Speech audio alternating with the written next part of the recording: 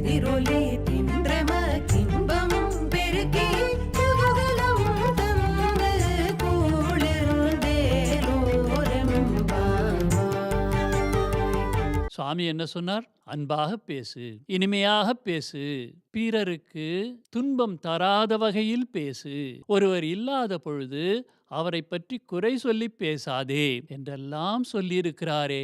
ஆனால் இவர்கள் என்ன செய்கிறார்கள்? மற்றவர்களுக்கு இதமில்லாதவற்றை பேசுகிறார்கள், நல்லதாக படாதவற்றை செய்கிறார்கள். சரியான பக்குவம் இல்லாமல் எதையோ தேர்ந்து இதை செய்வேன், இப்படித்தான் நான் இருப்பேன், இப்படி பேசுறது தான் என் கேரக்டர் அப்படின்னு சொல்லிட்டெல்லாம் இவங்கெல்லாம் இருக்கிறாங்களே.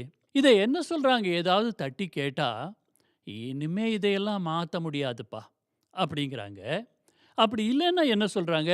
இது என் சுதந்திரம், இதுல குறுக்கிடாதே அப்படிங்கிறாங்க.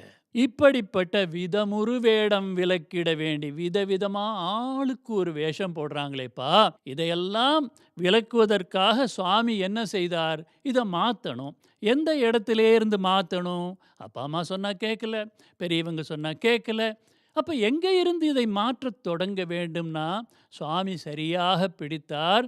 சிறு குழந்தையாக இருக்கும் பொழுதே புதுவித கல்வி புகுத்தினை.